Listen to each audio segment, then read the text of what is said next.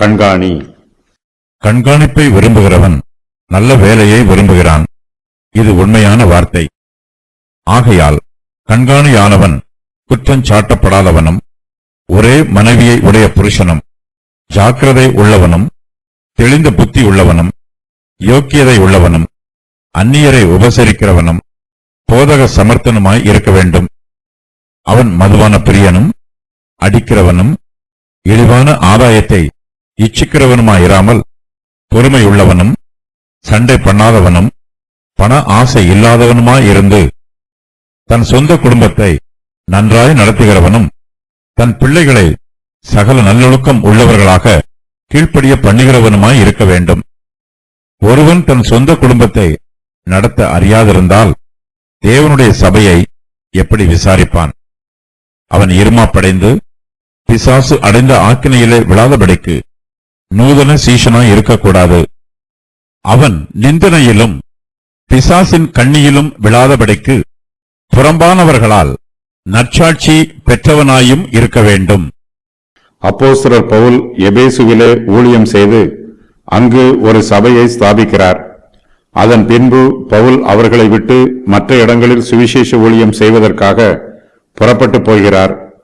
பவுலும் விசுவாசிகளும் முழங்கால் படியிட்டு ஜெபம் பண்ணுகிறார்கள். பவுல் தங்களை விட்டு பிரிந்து போவதற்காக மிகவும் அழுது அதிகமாய் துக்கப்படுகிறார்கள். பவுலின் கழுத்தை கட்டிக்கொண்டு அவரை முத்தம் செய்து கப்பல் வரைக்கும் அவருடனே கூட போகிறார்கள். எபேசியர் பவுல் மீது அதிக பிரியமாய் இருக்கிறார்கள். பவுலும் அவர்கள் மீது அதிக பிரியத்தோடு இருக்கிறார். பவுலுக்கு எபேசுவிலே தொடர்ந்து தங்கியிருந்து கர்த்தருடைய ஊழியத்தை செய்வதற்கு வாய்ப்பு இல்லாமல் போயிற்று.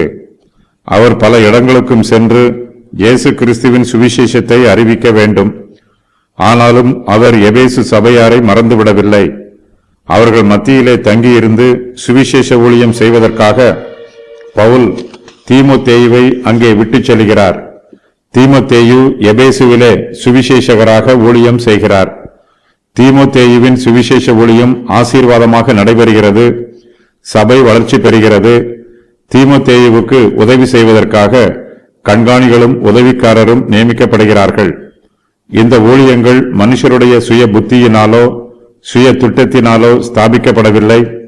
தெய்வீக தீர்மானத்தின் பிரகாரமே கண்காணியானவனின் ஊழியம் நியமிக்கப்பட்டிருக்கிறது. சபையில் கண்காணியின் ஊழியம் மிகவும் முக்கியமானது. அவர் தெளிந்த புத்தி உள்ளவராகவும் ஞானம் உள்ளவராகவும் இருக்க வேண்டும்.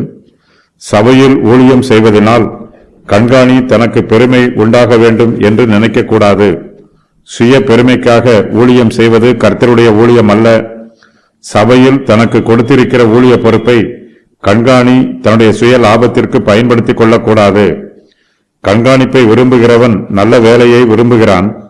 இவர் உலக பிரகாரமான காரியங்களுக்கு ஊழியம் செய்யாமல் ஆத்துமாக்களுக்கு ஊழியம் செய்கிறார்.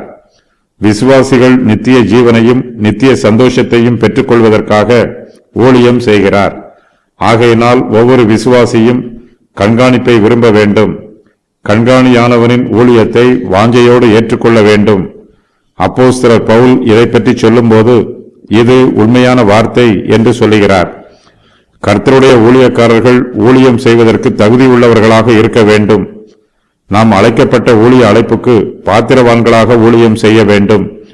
ஊழியக்காரரிடத்தில் உண்மை இருக்க வேண்டும்.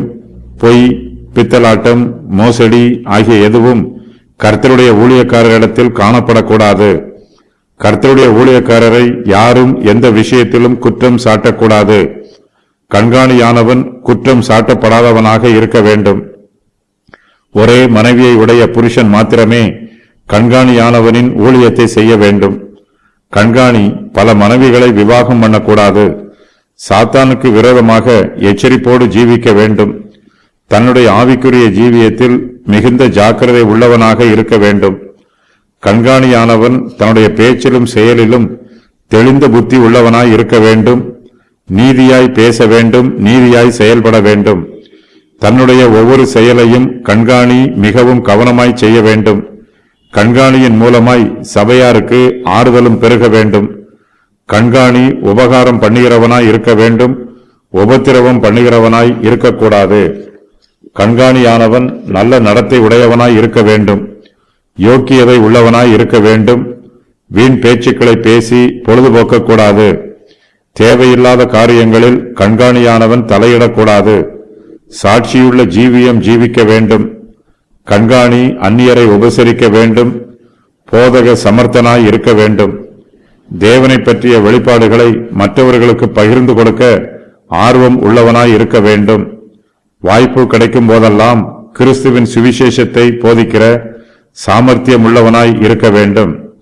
கண்காணி மதுபான பிரியனாய் இருக்கக்கூடாது, அடிக்கிறவனாய் இருக்கக்கூடாது, மென்மையான மனதோடும் அன்போடும் கரிசனையோடும் பிறரிடம் பேசி பழக வேண்டும். கண்காணியின் இடத்தில் முரட்டு குணம் காணப்படக்கூடாது, அவன் இழிவான ஆதாயத்தை இச்சிக்கக்கூடாது. உலகத்தின் ஐசுவரியங்கள் மீது கண்காணி தன் இருதயத்தை திருப்பக்கூடாது. உலக சிநேகம் கர்த்தருக்கு விரோதமான பகை. உலக பிரகாரமான காரியங்களை இச்சிக்காமல் கண்காணி ஆவிக்குரிய காரியங்கள் மீது விருப்பமுடையவனாய் இருக்க வேண்டும். கண்காணி பொறுமை உள்ளவனாய் இருக்க வேண்டும், சண்டை பண்ணுகிறவனாய் இருக்கக்கூடாது, நாவினால் மற்றவர்களை தூஷிக்க கூடாது, தன்னுடைய கைகளினால் மற்றவர்களை அடித்து துன்புறுத்தக்கூடாது. கண்காணியானவன் பண ஆசை இல்லாதவனாய் இருக்க வேண்டும்.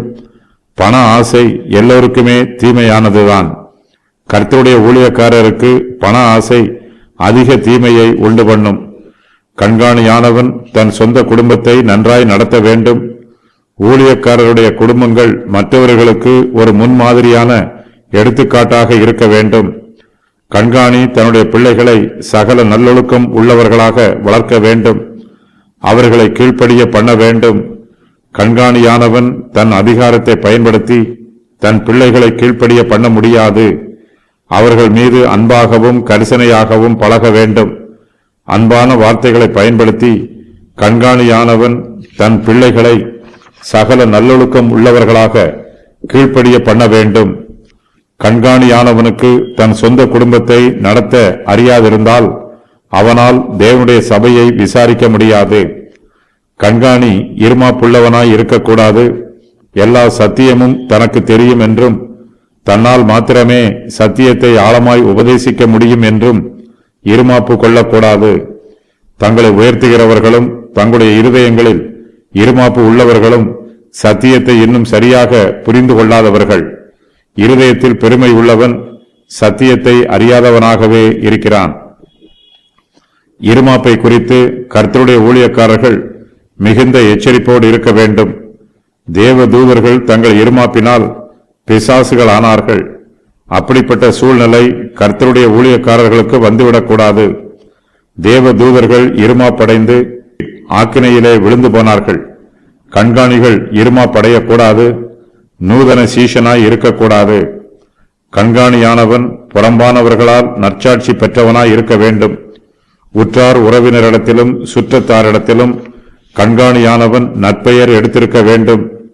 கண்காணியானவனுக்கு மாத்திரமல்ல, கர்த்தருடைய ஊழியக்காரர்கள் எல்லோருக்குமே இப்படிப்பட்ட நல்ல தகுதிகள் இருக்க வேண்டும்.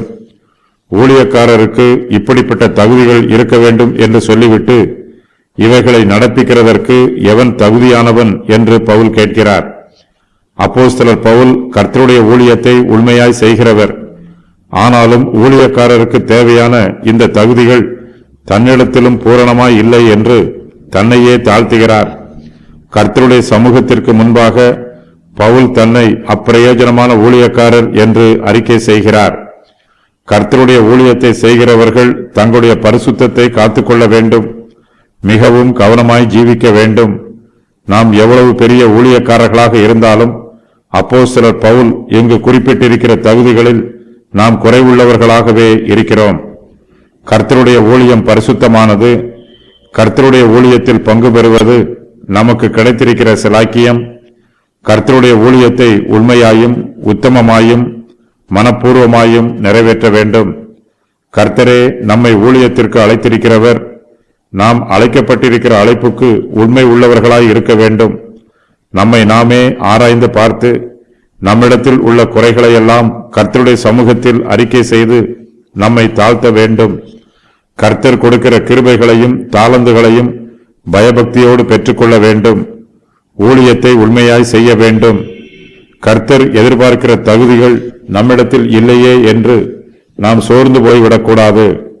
நமக்கு தேவையானவற்றை கர்த்தருடைய சமூகத்தில் கேட்டு பெற்றுக்கொள்ள வேண்டும். கர்த்தரே நம்மை ஊழியத்திற்கு அழைத்திருக்கிறவர். தம்முடைய ஊழியத்தை செய்வதற்கு அவரே நம்மை தகுதிப்படுத்துகிறவர். அவர் நம்மை உண்மை உள்ளவர்கள் என்று நம்பி தம்முடைய ஊழியத்தை நம்மிடத்தில் ஒப்புக் கொடுத்திருக்கிறார். நமக்கு கொடுக்கப்பட்டிருக்கிற ஊழியத்தை செய்வதற்கு தேவையான தாளந்துகளையும் அவர் கொடுக்கிறார். நாம் கர்த்தருடைய ஊழியத்தை உண்மையோடும் பயபக்தியோடும் செய்யும் போது கர்த்தர் நம்மை உயர்த்துவார். தம்முடைய மகிமையினால் நம்மை முடிசூட்டுவார். உண்மையுள்ள ஊழியக்காரர்களை கர்த்தர் கனப்படுத்துவார். கண்காணிகளின் தகுதிகள்: குற்றம் சாட்டப்படாதவன், ஒரே மனைவியை உடைய புருஷன், ஜாக்கிரதை உள்ளவன், தெளிந்த புத்தி உள்ளவன், யோக்கியதை உள்ளவன், அந்நியரை உபசரிக்கிறவன், போதக சமர்த்தன், மதுபான பிரியன் அல்லாதவன், அடிக்காதவன், இழிவான ஆதாயத்தை இச்சியாதவன், பொறுமை உள்ளவன், சண்டை பண்ணாதவன், பண ஆசை இல்லாதவன், தன் சொந்த குடும்பத்தை நன்றாய் நடத்துகிறவன், நூதன சீசனாய் இல்லாதவன், புறம்பானவர்களால் நற்சாட்சி பெற்றவன். புதிய விசுவாசியை கண்காணியின் ஊழியத்திற்கு அமர்த்தக்கூடாது. அவருக்கு ஆவிக்குரிய அனுபவம் குறைவாகவே இருக்கும். அவர் இன்னும் ஆவிக்குரிய ஜீவியத்தில் வளர்ச்சி பெற வேண்டியவர்.